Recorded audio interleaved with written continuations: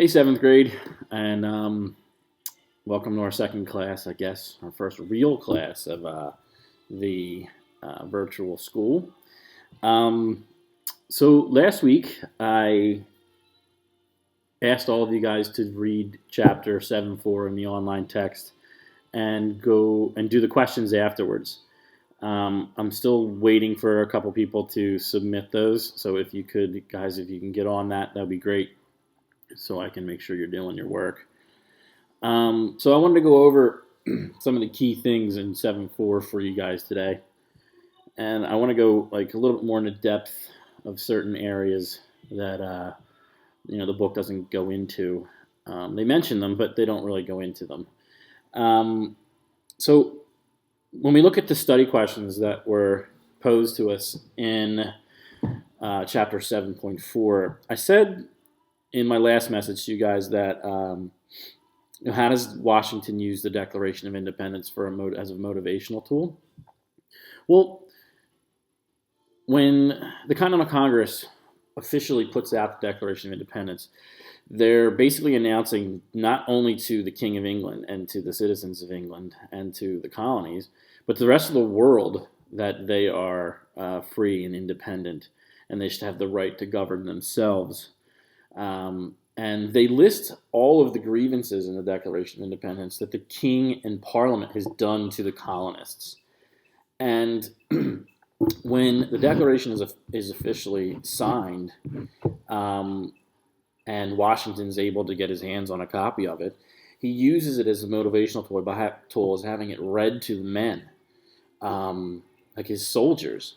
And it shows them that all of the colonies are behind them, and that they are not just, letting their farms go to waste. They're not just letting their businesses die off by taking time away to fight this war.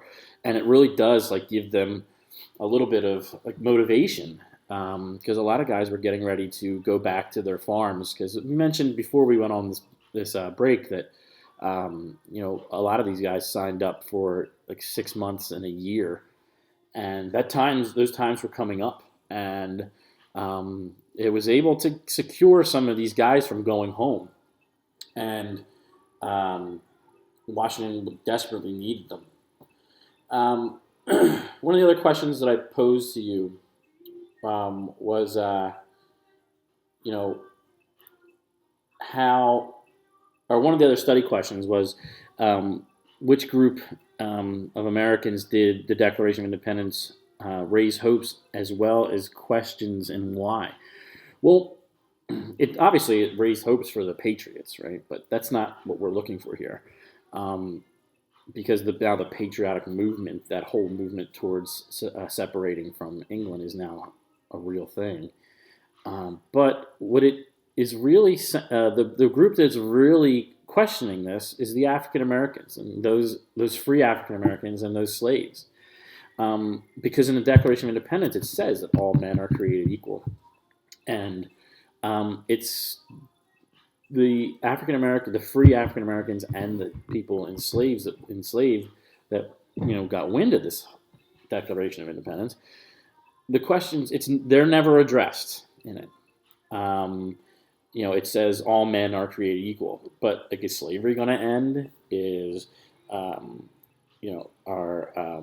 free African Americans going to have equal rights as their white counterparts?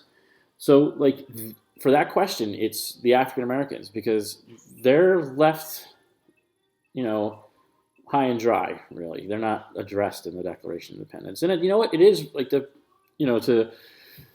to set up next year, the fact that slavery wasn't addressed during this time period, when the colonies were declaring their independence, when the fact that wasn't addressed is the first stepping stone towards the Civil War, because this question is going to be the constant theme, from the 1800s to 1800 to 1860. Okay, so so it's the African Americans for that one that are they're the ones questioning the Declaration of Independence. And then in 7.4, the third question was, what factors allowed the British to almost win the war in 1776? Well, Washington moves his troops to New York. He gets wind, and it's kind of easy to figure out that that's where the British are going to go. And the book doesn't tell you really why Washington knew that they're going to New York. Well, if you are living, let's say, on the coast of Maine, and as you remember, the British had, when they fled Boston, they went up to Nova Scotia and to Canada. And so if you are, let's say, a colonist living in Maine, and you happen to look out your front door at the ocean one day and you see, a couple hundred British warships sailing south, it's kind of, the red lights are there, and then so all the flags are up, and like that that's where we're going. And Washington gets wind of this, and they moves the army to outside of New York to defend the city. And the problem is they're outnumbered. Remember, they're also inexperienced still. I mean, they have these men very, very little battle experience. So when the British sail into the Hudson Bay, they're seeing hundreds of warships out there, and each one of them are filled with hundreds of men. So the British outnumber them, they're better supplied, and they're more experienced. So the battle on New York is almost doomed before it even begins. The capture the flag question is in the section that you had to answer. It says the teacher tells the blue team that they will win a prize if they win. This increases their motivation, this is just like Washington reading the Declaration to the troops. Because they have more experienced players, the red team is almost able to steal the blue flag, just like, the Battle of New York, which I'm going to go into in a second, a little bit. And then the other one is, one blue player is told that he or she might not even win a prize, even if the blue team wins. The player must decide whether to stay on the blue team or switch to the red team, just like, the African Americans. All right, because they're not guaranteed anything. The Declaration of Independence doesn't guarantee them anything, So, of course, they're going to be questioning which side to take. So let's go into the Battle of New York real quick. I just want to go over briefly, and then I'll get into your next assignment for this week. So, the British invade New York. And almost like in a Hollywood movie, the British or the Continental Army, their inexperience shows, and they begin to retreat. They're just totally overwhelmed. All right, and General Howe, who is the British commander, has a couple options here. So he's completely dismantled the small army that Washington has. I mean, they're scattered all throughout the countryside of New York. So Howe has two things he can do. One, he can sit and wait for Washington to surrender. Or two, he can go after him. And he could go out and pull his troops past New York City and try to overrun what's left of the Continental Army, and the war would have been over. Right? So if Howe comes out of the city, there are hundreds of historians that would agree that this thing would have been over. This whole independence movement would have been over. It's done, because Washington was that depleted, and he doesn't do that because he thinks that Washington is, he knows Washington once served in the British Army, and Washington should surrender. And so General Howe is kind of going to sit back, and he's going to stay in the city. He's going to secure the city, and he's going to wait for Washington to formally surrender, because he's supposed to at this point, because the army's not quite wiped out, but they've taken away a lot of Washington's options here, and also the Continental Army scattered throughout New York at this point and having to regroup. So this is a huge loss for the Continental Army.